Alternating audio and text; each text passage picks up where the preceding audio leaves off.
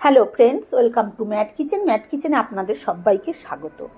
পুরনো বন্ধুদের পাশে থাকার জন্য ধন্যবাদ এবং নতুন বন্ধুদের স্বাগত জানিয়ে শুরু করছি আজকের রেসিপি। আজকে আমি নিয়ে এসেছি একটা বিস্কুট রেসিপি। চা বসিয়ে দিয়ে 10 মিনিটে কিভাবে বিস্কুট তৈরি করা যায় সেটাই আপনাদের সাথে শেয়ার করব। আমি এখানে প্রথমে 1 কাপ সাদা তেল নিয়ে নিয়েছি। আমি এটা সাদা তেলে করছি, আপনারা চাইলে ঘি বা বাটার দিয়েও করতে পারেন, সেক্ষেত্রে আরও টেস্ট হবে, কিন্তু আমি স্বাস্থ্যের কথা খেয়াল রেখে এটা সাদা তেলেই করছি। এবারে নিয়ে নিচ্ছি সেই কাপেরই 1 কাপ গুঁড়ো চিনি। আমি এখানে গুঁড়ো চিনি ব্যবহার করছি তাই 1 কাপ নিলাম, আপনারা দানা চিনি ব্যবহার করলে 1/2 কাপ নেবেন। আর মিষ্টিটা নিজেদের স্বাদ অনুযায়ী নেবেন, যে যেরকম মিষ্টি পছন্দ করেন। এবারে চিনিটা দিয়ে এবারে এখানে আমি দিয়ে দেবো 1 পিঞ্চ লবণ। যে কোনো মিষ্টি জিনিসে একটু লবণ দিলে মিষ্টির স্বাদটা বেশি হয়। দিয়ে এবারে খুব ভালো করে আমি মিশিয়ে নেব তেল আর চিনির গুঁড়োটা। ভালো করে মেশানো হয়ে গেছে। এবার এখানে দিয়ে দেবো আমি 1/2 চামচ বেকিং পাউডার। পাউডারটা দিয়ে আবার খুব ভালো করে আমি মিশিয়ে নেব। ভালো করে আবার মিশিয়ে নিয়েছি। এবার আমি এখানে দিয়ে দেবো আটা। আমি অল্প অল্প করে আটা দেব, লাগলে পরে পরে আবার দিয়ে নেব। প্রথমে আমি এখানে 2 কাপ আটা ব্যবহার করছি, যে কাপ মেপে তেল আর চিনি ব্যবহার করেছি সেই কাপ মেপে। আর বিস্কুটটা আমি আটা দিয়ে তৈরি করছি, আপনারা চাইলে এটা ময়দা দিয়েও তৈরি করতে পারেন, তবে আটা দিয়ে তৈরি করলে একটু লালচে হবে, দেখতে বেশি সুন্দর হবে তাই জন্য। আর ময়দা দিয়ে করলে একটু সাদাটে টাইপের হবে। এবারে আমি আটাটা দিয়ে খুব ভালো করে মিশিয়ে নিচ্ছি। এবারে আমি ভালো করে হাত দিয়ে এটাকে মেখে নেব।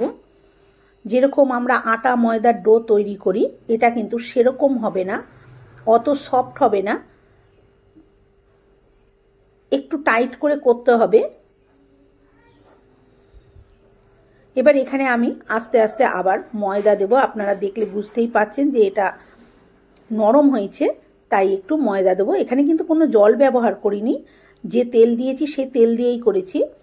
আমি এটা নিরামিষ, সম্পূর্ণ নিরামিষভাবে তৈরি করছি, তাই জন্য আমি এখানে ডিম ব্যবহার করিনি। আপনারা চাইলে এখানে ডিম ব্যবহার করতে পারেন, সেক্ষেত্রে তেলটা কম দিতে হবে। এখানে আমি আরও প্রায় 1 কাপ মতন ময়দা ব্যবহার করলাম, তার মানে 3.25 কাপ ময়দা আমি আমি এটা আটা দিয়ে করছি। 3.25 কাপ আটা আমি এখানে ব্যবহার করলাম। আপনারা যদি ময়দা দিয়ে করেন তাহলে সেই ময়দাই করবেন। এবার ডোটা আমার তৈরি হয়ে গেছে। এবারে আমি ডোটাকে মিনিট 10 এইভাবে রেখে দেবো ঢাকা দিয়ে। 10 মিনিট পর আমি ফিরে এলাম। একটা চাকির মধ্যে নিয়ে আমি আবার ভালো করে একটু মেখে নিচ্ছি ডোলে। দেখুন কত সুন্দর দেখতে হয়েছে এটা। এবার এখান থেকে আমি লেচি কেটে নিচ্ছি। লেচিটাও নিজেদের পছন্দ অনুযায়ী করবেন, ছোট বড় যে যেরকম পছন্দ করবেন সেই হিসেবে। আমি যে সাইজের করব আমি সেই হিসেবে লেচিটা কেটে নিচ্ছি।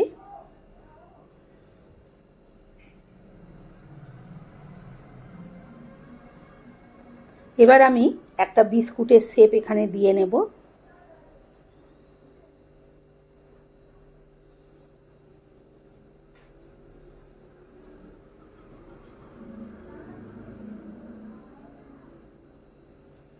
হাতের মধ্যে এইভাবে নিয়ে গোল করে নিয়ে তারপরে একটু ওভেল টাইপের শেপ দিয়ে এবার আমি এই চাকির ওপরে রেখে দেখাচ্ছি আপনাদের বুঝার সুবিধার্থে। এই যে ছুরির যে ধার দিকটা সেই দিকটা দিয়ে আমি এইভাবে এটাকে কেটে কেটে দিচ্ছি, কাট করে দিচ্ছি।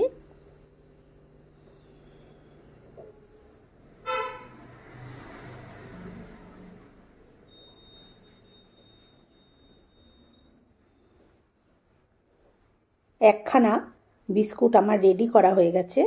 এবারে বিস্কুটটা আমি যার মধ্যে বেক করব সেইটাকে আমি তৈরি করে নিচ্ছি। আমি এরকম একটা স্টিলের থালার উপরে বিস্কুটটা বেক করব, তাই জন্য আমি এই থালাটার মধ্যে প্রথমে একটু তেল ব্রাশ করে নিচ্ছি। তেলটা ভালো করে ব্রাশ করা হয়ে গেছে। এবারে আমি এর উপরে একটু আটা এইভাবে ছড়িয়ে দিচ্ছি। দিয়ে আটাটা আমি চারিধারে এইভাবে মেখে দেব, যাতে চারিধারে আটাটা লেগে যায়। খুব ভালো করে আটাটা লাগিয়ে বাকিটা ঝেড়ে ফেলে দিয়েছি। এবারে আমি এর ওপরেই বিস্কুটগুলো রেখে দেবো এক এক করে সাজিয়ে।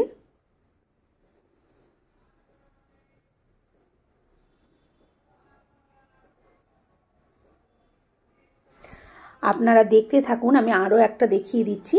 এইভাবে যদি বিস্কুট তৈরি করা হয় তাহলে এই বিস্কুটটা কিন্তু সংরক্ষণ করেও রাখা যাবে দিন 15 থেকে 20, মানে কৌটোর মধ্যে এয়ারটাইট কন্টেনারে ভরে রেখে দেয়া যাবে, যখন ইচ্ছে হবে তখন খাওয়া যেতে পারে।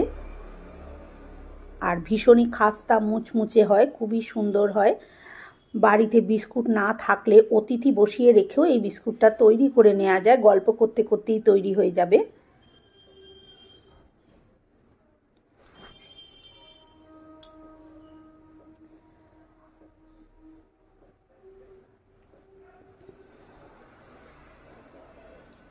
আমি এখানে বিস্কুটটা ওভেল টাইপের শেপ দিচ্ছি, আপনারা যে কোনো নিজেদের ইচ্ছা অনুযায়ী শেপ দিতে পারেন।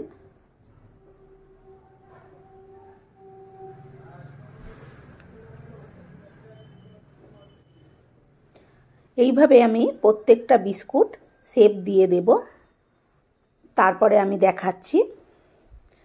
বিস্কুটগুলো আমার রেডি হয়ে গেছে। এবারে আমি থালার মধ্যে রেখেছি, দেখুন কেমন লাগছে। এবার এটাকে আমি বেক করে নেব। আমি প্রথমেই কড়াইটা গরম হতে বসিয়ে দিয়েছিলাম, আর আমি কড়াইতে দিয়ে দিয়েছি লবণ।